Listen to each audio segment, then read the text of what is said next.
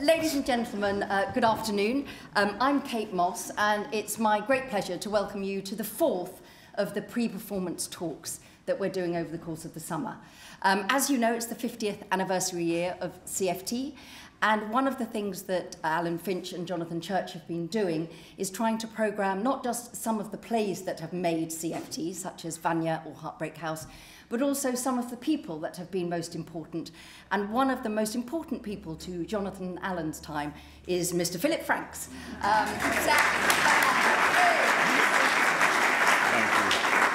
Thank you very much. And Philip has directed something in every one of Alan and Jonathan's seasons, but also I suspect is very well known to many of you for the person who compiles, devises, directs the Christmas concerts, which have gone from strength to strength. And many of you, I suspect, will also have seen Philip as an actor, most recently, I think, here in the History Boys. That's right. Yes, exactly. So it's a great pleasure to have Philip here and to have the chance to quiz somebody who's been so important recently to CFT about the wonderful thing that is a world premiere of a brand new play at Chichester for the 50th year. And I think, I don't know if any of you have seen it yet. Who has actually seen it already? And who is going to see it, ladies and gentlemen? Yay! Fantastic. So I explained to Philip before, we're going to talk for about 45 minutes, and then we're going to have 15 minutes for questions. And I know that Philip will answer anything he possibly can, and will beautifully and elegantly duck anything he doesn't think he can. But normally, I wouldn't actually say to either a director of a brand new play, or indeed a writer of a brand new play, tell us what it's about. As a novelist, when people say, what's your book about? You think, I am going to have to slap you, probably. Yes. Say, buy the book and read it. But I think in this instance, since most of you have not yet had the chance, the very first performance was the 11th of May, I am going to say, would you just tell us a little bit about the play? We know it's about Suez, but what particularly about Suez? Certainly, yes. Hugh Whitemore, as I'm sure you know if you've seen any of his other plays, his great subject is 20th century British political history. That's his great thing. And his great achievement is not to make that as incredibly dry as it just sounded when I headlined it. He's a writer of history plays in the same way I think that Shakespeare is a writer of history plays, in that he will take a defining moment of a nation's history and look at it in terms of the way that the tectonic plates of history shift as a result of this event, and also, by dint of contrast, look at the effect that it has on the emotional lives, the hearts and minds of the main protagonists. And that is, of course, what makes any play interesting. There's no such thing as an interesting documentary play, I don't think. Drama only exists if you are watching and engaged in the changing hearts and minds of human beings on stage. So what he's done is he's honed in on the Suez Crisis of 1956. You could say a defining moment of the end of empire, if you like. I mean, it's arguably the moment where Britain realised it was no longer a defining world power. It's the first moment, if you like, where the American say-so became more important than the British impulse. And it focuses particularly on the then Prime Minister Antony Eden, who was under pretty well intolerable pressure from every single direction, not least his own personal health. Because after, as I'm sure many of you know, after a botched operation, his bile duct was severed by mistake, and huge amounts of his insides were replaced by plastic piping, the advances of modern medicine, and he was on a bewildering and alarming cocktail of medication, most particularly two prescribed drugs which together cause basically fireworks, which were benzodrine and drinamyl, amphetamines and barbiturates, which he was taking by the fistful, and his health is steeply and rapidly declining, the extremely unpleasant and extremely alarming side effects of which were wild rages and fearsome mood swings. So not exactly the state you want to find yourself in when you're having to keep a clear head as to whether your country is going to be engaged in war. So at the centre of the play there's Antony Eden, and his is the one stable relationship in the play. His wife, Clarissa Eden, now Countess of Avon, still alive, in the play is portrayed as an absolute rock. I mean, she's a very sympathetic character in the play, I think. But with that one stable relationship in the middle of the play, Hugh puts as sort of satellite planets all around this a series of relationships that are connected to the main political thrust, but also investigated in their own way. The main one of which is Hugh Gaitskell, the leader of the opposition, and some might say that, the great Prime Minister we never had, who died tragically young from lupus, and who had a lengthy and passionate affair with Anne Fleming, the wife of Ian Fleming, the James Bond author. Ian and Anne Fleming were best friends with the Edens. I mean, you couldn't make it up, really. I think if Hugh found this out, the play, I'm sure it didn't write itself, but he said that when he found these connections, a light was shone down the pathway which became his play. Because at the height of the crisis, when Eden was terribly, terribly ill, Clarissa, his wife, asked Ian and Anne Fleming if they could borrow their house in Jamaica. So the Edens are in Jamaica staying in Fleming's house. Hugh Gaitskell is having an affair with Fleming's wife. I mean, it's quite extraordinary, the layers. And the other main protagonist of the play is the cabinet minister Antony Nutting, who is the voice of conscience, if you like. There were 2 resignations, I believe, from Eden's cabinet. Hugh doesn't look at the other one. He references it, but doesn't look at it. Antony Nutting is given the role of conscience in the play. He is the one who perceives, I don't say sees necessarily because it's not quite as judgmental as that, but who sees Eden's propulsion into a war against Colonel Nasser, who Eden perceives as being a dangerous dictator along the lines of Hitler and Mussolini. Nutting sees it as being a government working illegally to lead its country into an illegal war. And he is having an affair with a young American girl, and his marriage is also on the rocks. Are you keeping up so far? I know it sounds like an episode of soap, but basically what I'm saying is that the central political thrust is about an act that may or may not be illegal. The central emotional thrust is about many, many, many relationships that are fatally compromised by deceit, and how the personal and the political interrelate and strike sparks off each other is what gives the play both its structure and its heart. It's really good. It's a really good play.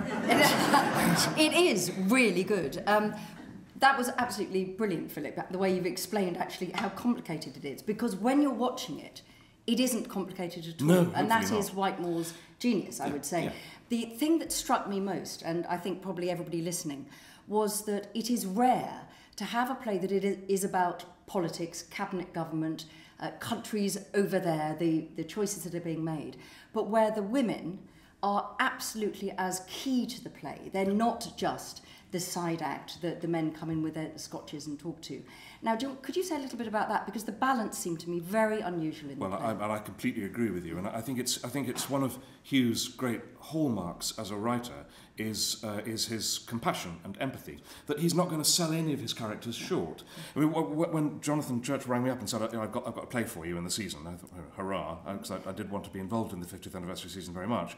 He said, it's a play about Suez, and my heart absolutely plummeted, and I thought, oh no, that really sounds like as dry as the desert sand. But he then said, no, it's really sexy. And he's right on many levels, because the women aren't just there for eye candy or conscience. They are absolutely woven importantly and strongly into the whole fabric of the piece. One of the things when I was watching it, I saw it last night, was I thought a huge challenge to make the timescales work. So we know that Suez is 56 and there is a clear timescale through. But you also have certain key moments, such as Eden's Man of Peace speech, which comes in November. You then have his resignation in January 57.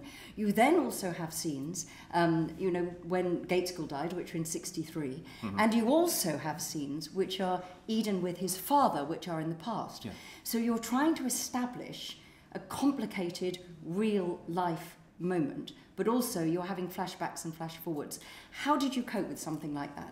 I honestly think we're absolutely tuned to that as a film watching, television watching audience. I think an audience is perfectly bright enough to go backwards and forwards in time. I don't think that's a problem. I mean, the play is by and large linear. It's fairly apparent after an initial woo that when his father comes on, his father is not alive. It's stated quite clearly, and we do something.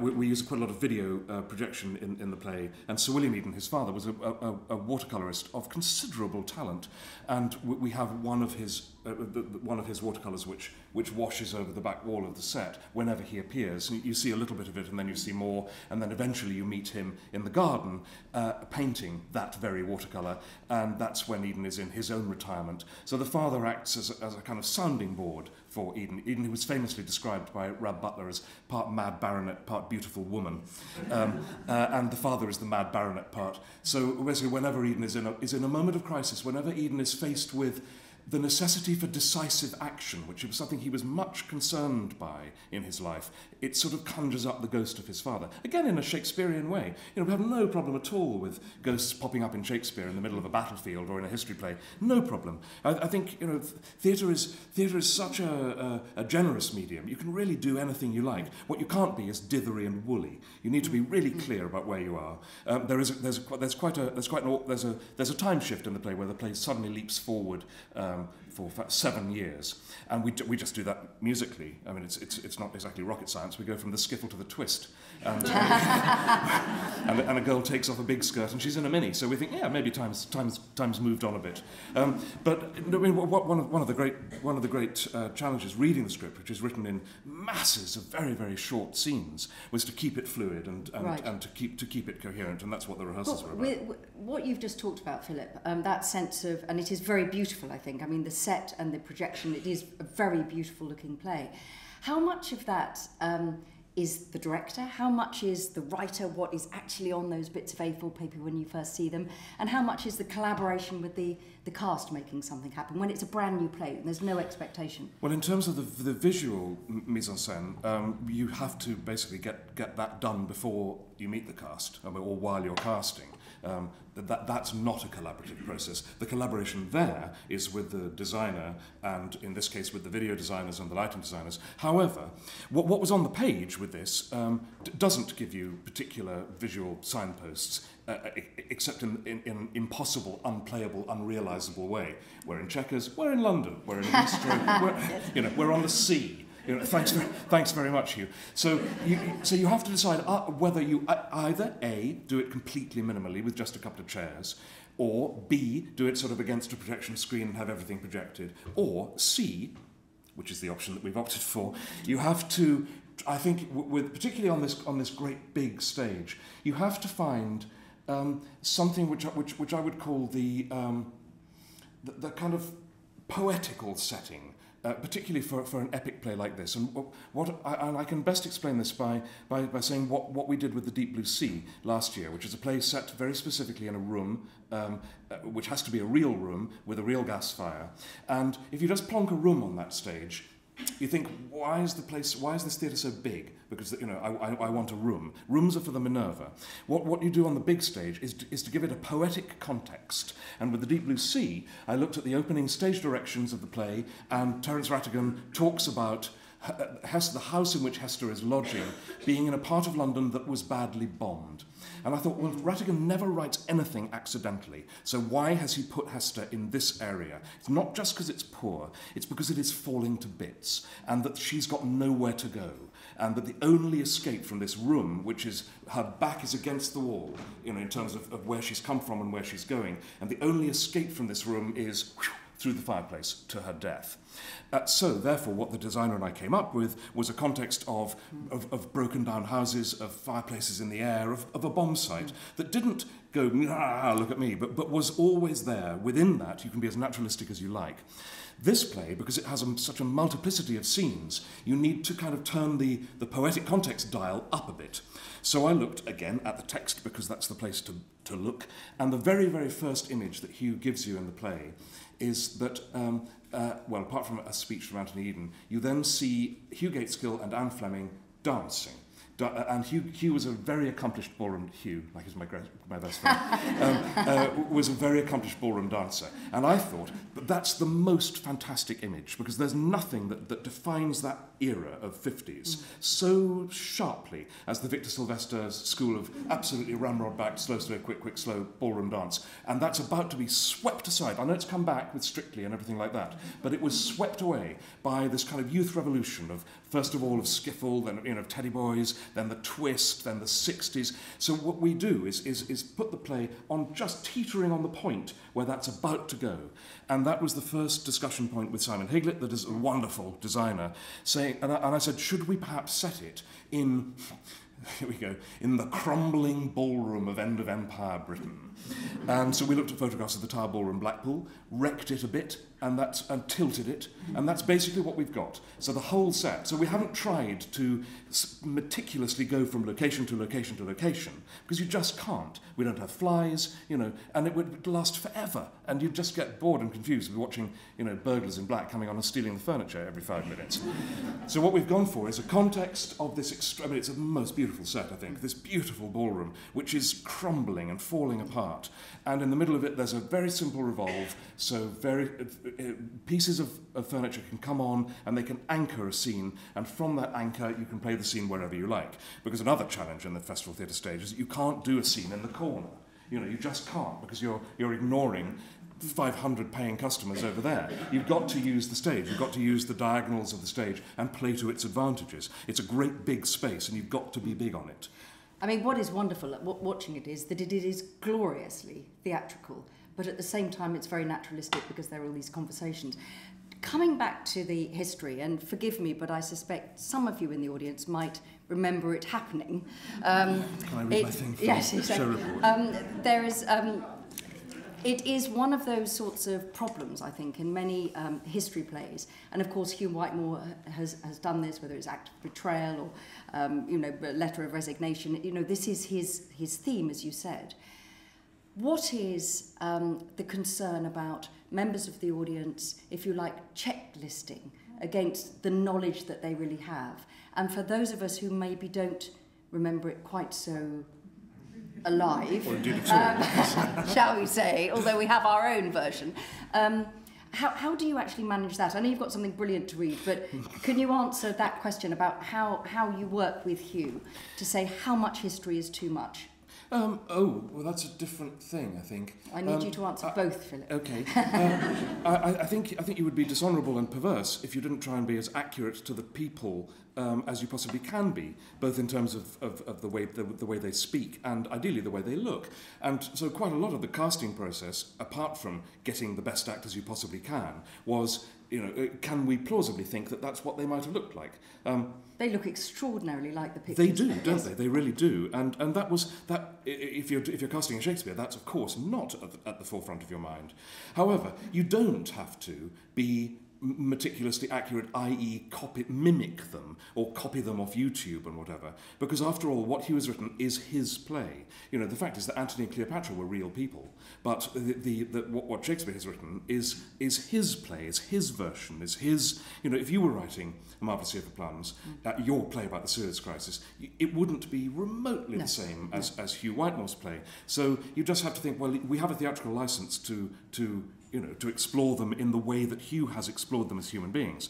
But it would be, as I say, I think it would be perverse if you didn't observe the way that, that people spoke in the 1950s, for instance. So we had a dialect coach to make absolutely sure that people are, observing the syntax, observing the, just the way people spoke, because vowels shift all the time, don't they? So we've tried to be accurate there.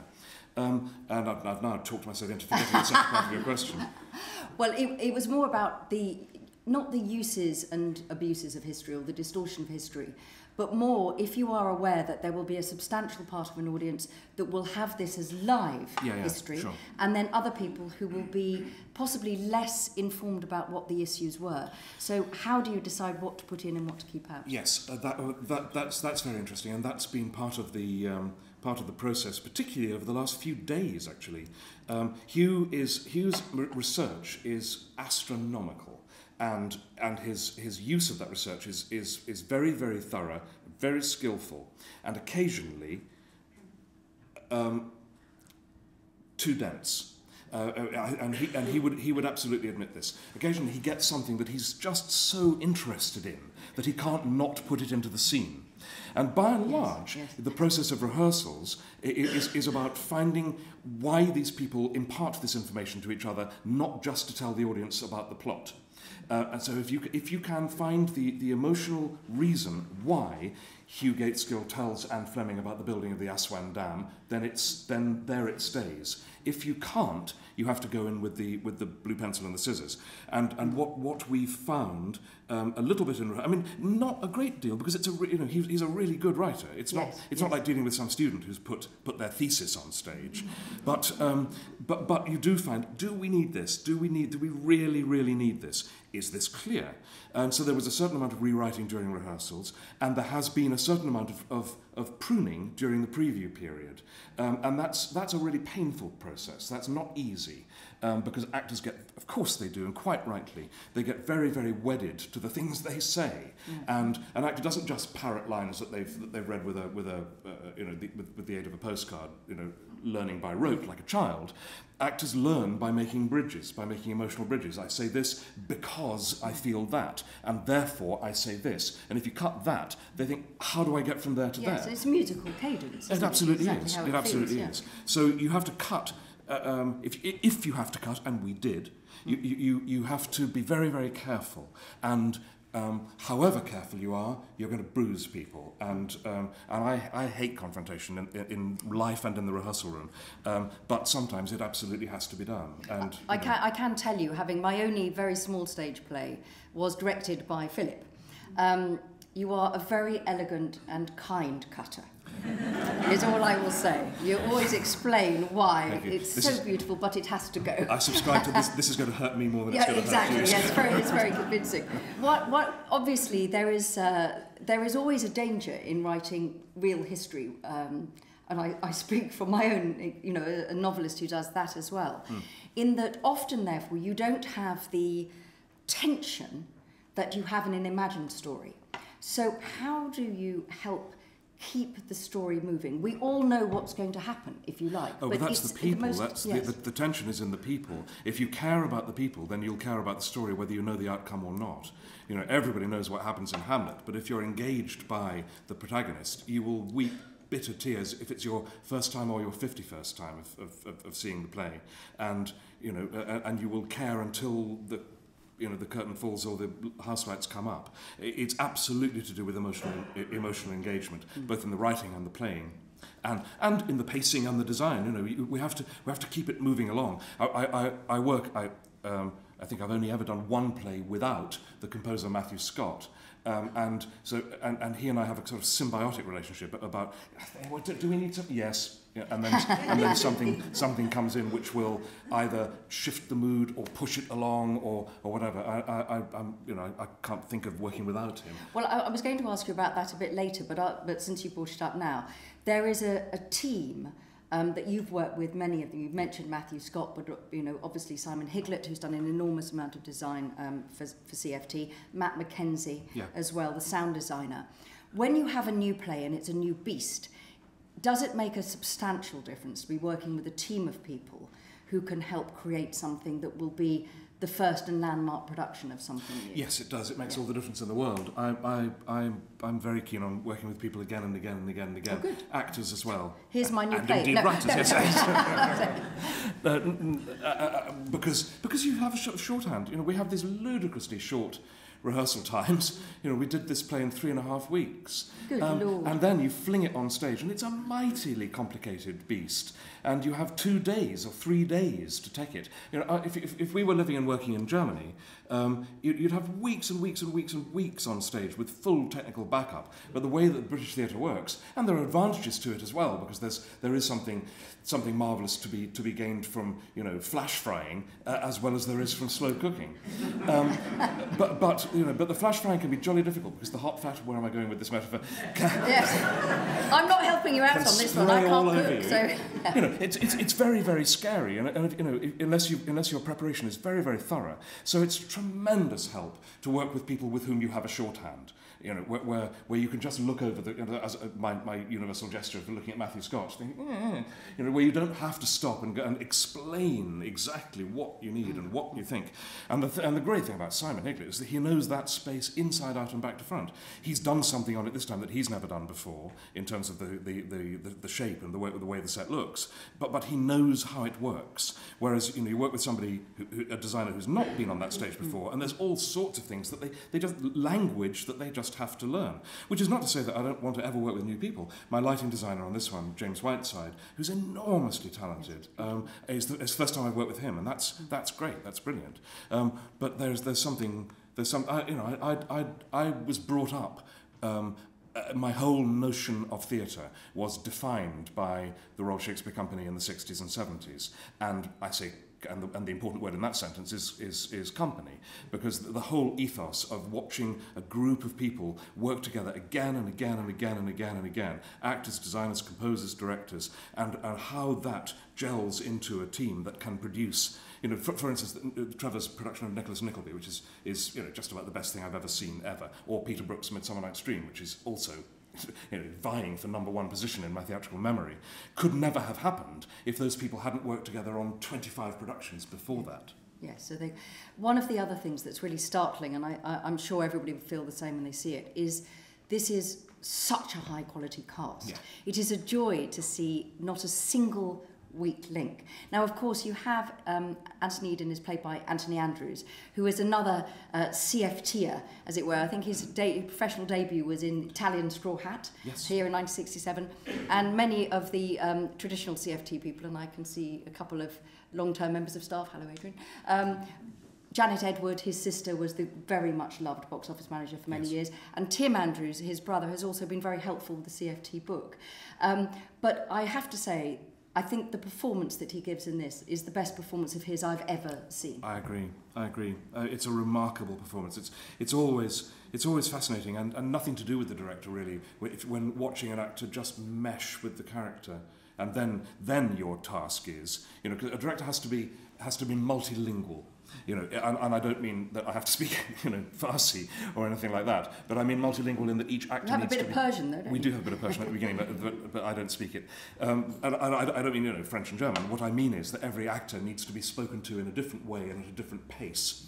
And when you see somebody like Antony, who is incredibly thorough, then really what my job is to stand back and just... touch the tiller very, very lightly. Whereas there might be another actor in the same play who needs to have a massive debate about every single point. But Antony has just gone like that with Antony Eden. I think it's a remarkable piece of work. There is a moment, I think those of you who've seen it will know the moment I'm talking about, and I won't say anything about it for those of you who have it yet to come. But there is a particular moment in the play which is one of the most shocking things I have ever experienced in the theatre. I felt as if I was watching something really happening. What can I mean? But that had such a practical inception. It's because in the script, the character is required to do something that we simply couldn't do in practical terms. So we had. You have a treat when that moment comes. It really is a piece of. I know we're being very intriguing. It's not a Rattigan though, so you needn't worry. But you also have sort of Nicholas of Provost. You have Imogen Stubbs. They both have appeared here. Well, Imogen in Vanya, but actually. You've worked with Nicholas before. I have. I've never directed him, but I've acted with him on numerous occasions, yes. And indeed, many of the people in it, Abigail Cruttendon, who plays Lady Eden, was Gwendolen to my Algy in The Importance of Being Earnest. Daniel Easton, who's the young lad who plays a variety of parts, I directed in his final year at RADA. So it's just very nice to have sort of continuity on lots of different levels. And one of the things I think that is... I suppose a question that many audiences want to know is it a helpful thing to have a writer sitting in the room with you, or actually does that limit you?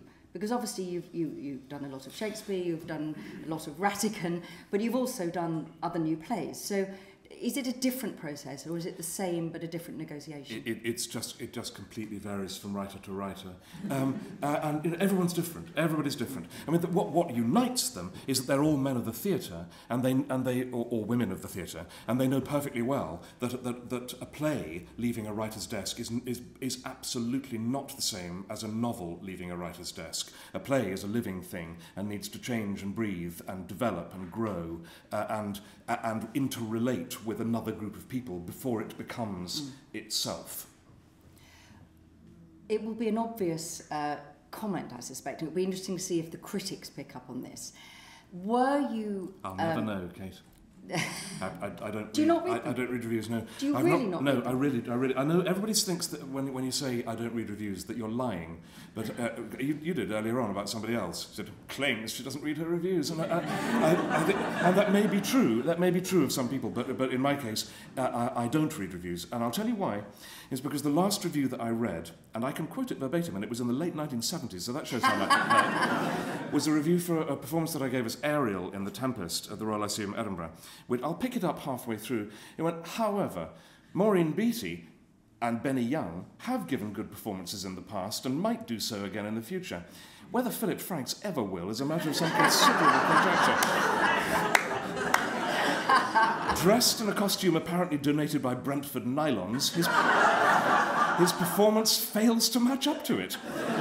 We see from our programme that Mr. Franks has a degree in English from Oxford University, so should he perish the thought, ever decide to give up the stage, no doubt a lucrative career awaits him in teaching. That was the last review I ever read. And beautifully delivered, if I may say so. Thank you. I suppose, yes, you're absolutely right to pick me up on that.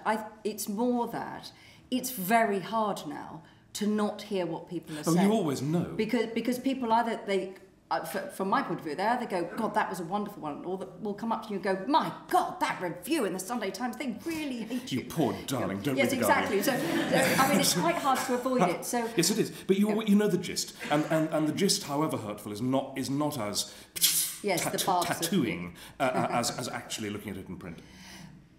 But with this, however, because it's a new play, there is a certain sort of critique that kicks in, which is about the play as well, which isn't just about the production, which when it's something that people know well, there is an obvious, more modern echo, if you like, if you can have a more modern echo, of the situation of Suez. Yep. The idea of what is a just war, what is a legal war, men of honour behaving dishonourably. One of the texts in Hugh's play is that Britain lost its moral authority to intervene in Hungary because we had shown ourselves to be as dodgy as the rest of them. Mm-hmm. So was that at any point a discussion that you and Hugh Whitemore had about whether to absolutely ignore any modern parallels but let people make them for themselves, or did he consider trying to put, finish the play with Blair reading his letter of this? No,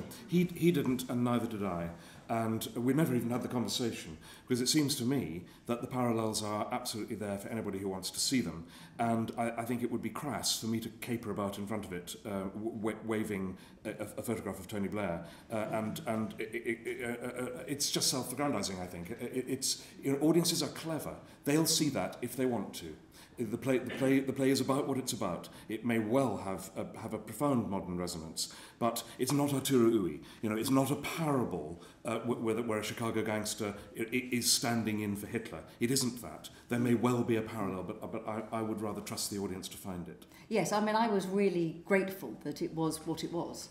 And certainly, I mean, those... It's not hard to see, It's not hard to see. No, it's not hard to see. But at the same time, I think that there is possibly a timeliness to this play being presented now. Well, yes, that's absolutely true. That's absolutely true. Plays come in and out of focus, don't they? It's really only Shakespeare who's always in focus. There are, most plays have their time, and if they're lucky, they have their time again. Terence Rattigan had his time when he wrote it and then was absolutely irrelevant for decades, and then suddenly he wasn't. We absolutely get him now, and the plays haven't changed, we have. No, and well, you played an enormous part in bringing them to new audiences, indeed. Well, only because I saw one and thought, God, this is extraordinary, and then started to read and thought, well, maybe the next one is going to be rubbish. Oh, no, it isn't. And I'm going to go to the audience in a moment, because Okay. I promised I would at that particular time. But before I do that, have there been any surprises in this? You know, is it the play that you thought you were directing when you started? How has it shifted and changed its shape? Oh, gosh, I'm not sure it has changed its shape exactly. I've been taught an enormous amount by the actors. You know, that it's not been. Not that I ever really do this, but it's not one where you go in and tell people what to do. I mean, I've had to think ahead a lot in terms of the staging, because it's, you know, there are 35 scenes in Act 1 and 18 in Act 2, so that can't be a free-for-all. You've got to have a plan. But in terms of what the actors bring to the table emotionally, that's constantly surprising. That's surprising every day. I mean, for instance, Imogen Stubbs and Nicola Provo, who play Anne and Hugh, completely changed the emotional temperature of a scene yesterday, which had been a scene about a couple having a spat, and then it suddenly became about a couple not wanting to have a spat but feeling in pain because they're getting in too deep, and that they just discovered it, you know, and that's far more interesting. The second version is far more interesting. So you're constantly discovering things in the playing if your actors are good enough, and they certainly have a thoroughbroad team. Yes, Yeah. I mean, it is such a pleasure just to hear beautiful language spoken beautifully. It really no is, isn't gizmos, it? you know. And with fabulous voices. No, I mean, the surprises have more been unlooked for ones, which is that because I cut one particular scene a couple of days ago, it did mean that three men are faced with a total costume change in under half a page of dialogue. And that wasn't something I'd quite realised when I cut the scene. So whether or not they appear when they're supposed to is an issue, and what they're wearing when they do so. Right, are there any questions that anybody would like to ask Philip, either about the production? Rupert? Marvellous year for Plums. Could you talk a little bit about the title? The title's in the play.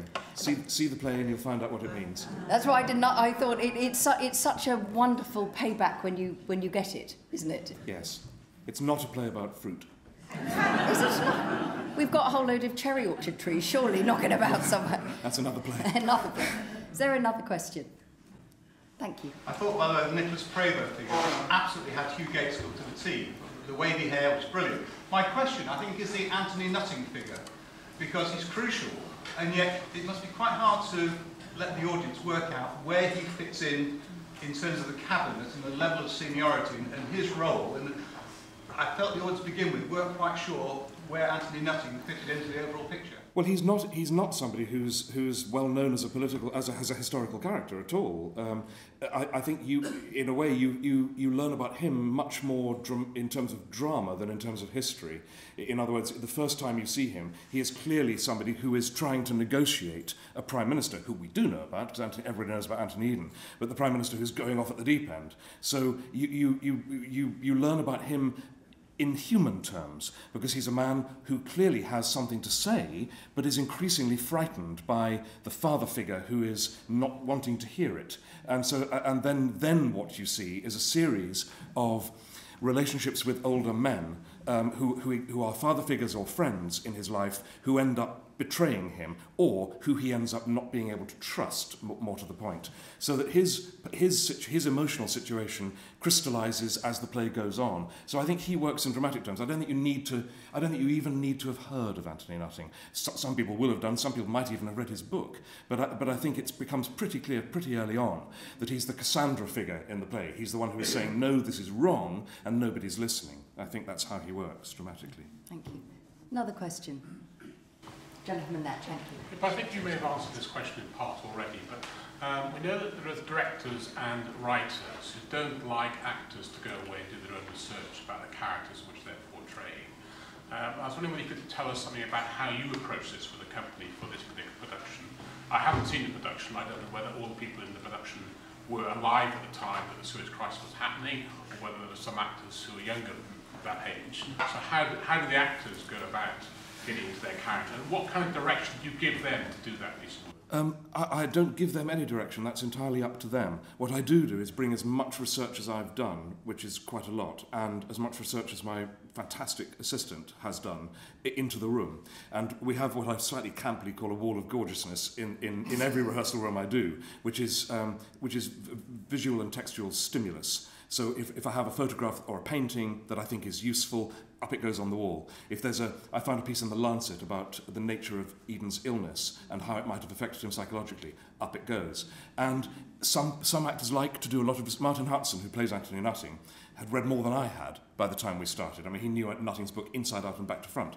There are other people for whom it gets in the way, where they just want the bare bones. But certainly the beginning of any rehearsal period, I think, should be about everybody in the room understanding the text as much as I think I do.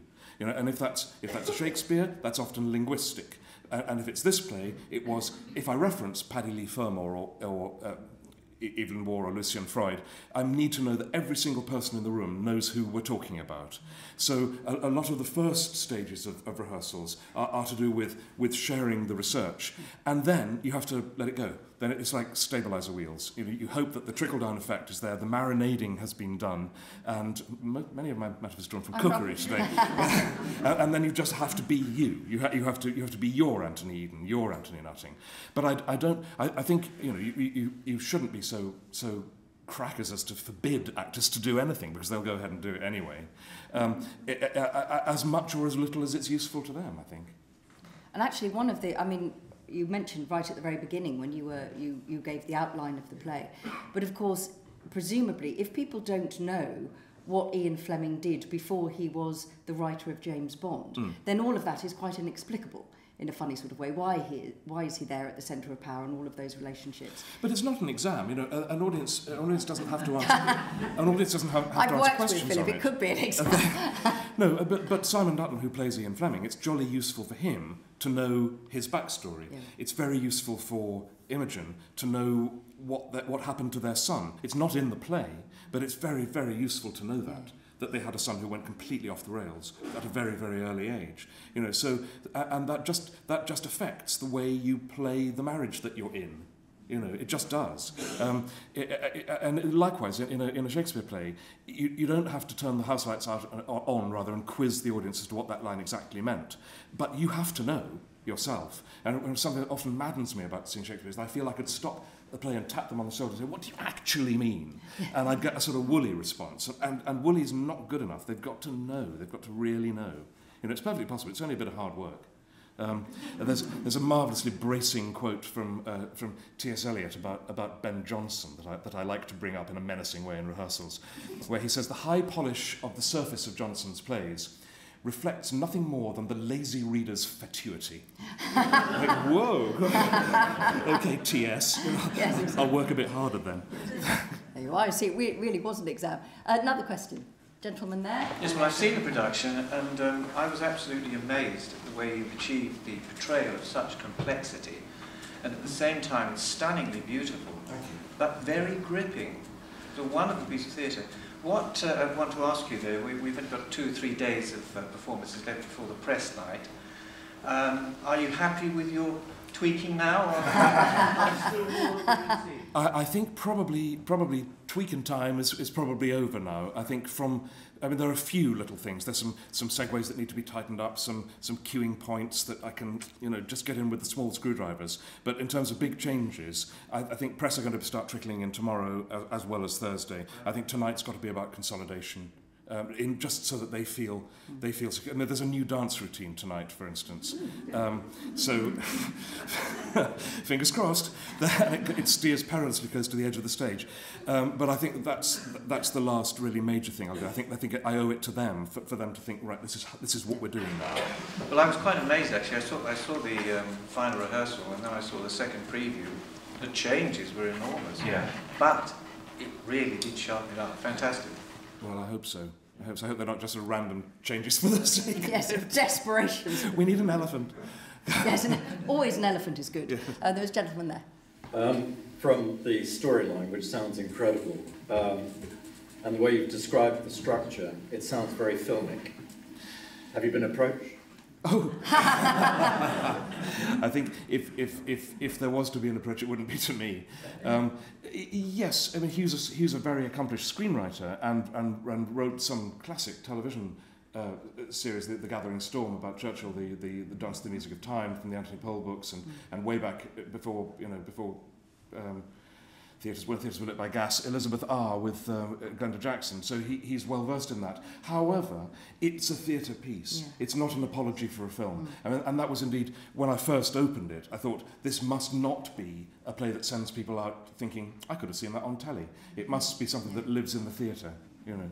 It is that's actually what I meant. I think that it feels very theatrical while being very pared down and calm. Don't worry, I'm keeping an eye. I'm going to let you go in a moment. But another question. We've got time for a couple more. Lady there, and then gentleman there. When you're invited to direct a play, do you have a say in the casting, or in your own mind, do you know who you would like, and then with your casting director you work together?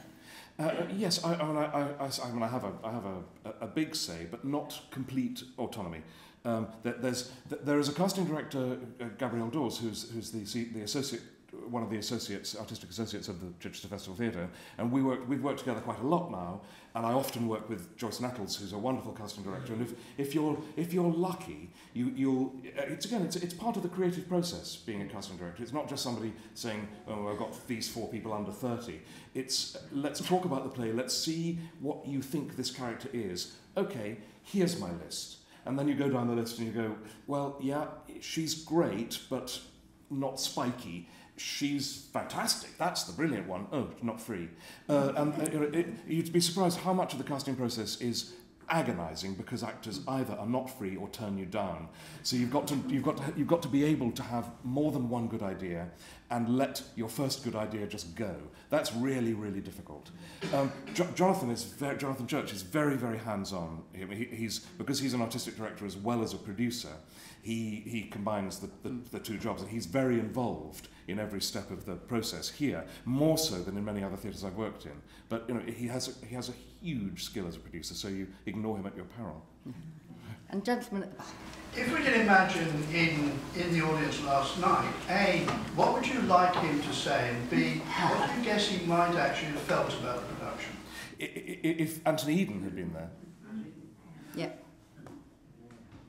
Gosh, I hope he would think that we, Hugh and I and the cast, had done him as an honour, I suppose, had honoured his personal dilemmas and had not attempted to judge him. That hopefully we presented him as, well, certainly as Hugh perceives him, with empathy, sympathy, admiration for his undoubted skills, sympathy for his flaws, and a clear sight on where he might have gone wrong. I hope. I certainly hope that none of the characters who appear, indeed, and a number of them, I won't go into who, but a number of them are still alive, would feel the same way. I mean, that's what I meant early on when I said Hugh is a very compassionate writer. You know, I could see a version of this play which was absolutely coruscating in its criticism, but this isn't it.